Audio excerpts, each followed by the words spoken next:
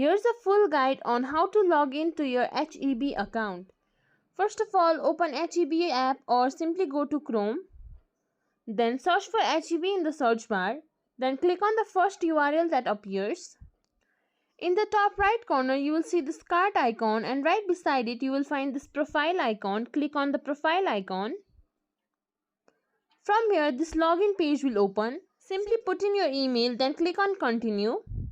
After that, you will be sent a verification code in your email. Open your mail. Then check your mail. You will find the mail from HEB.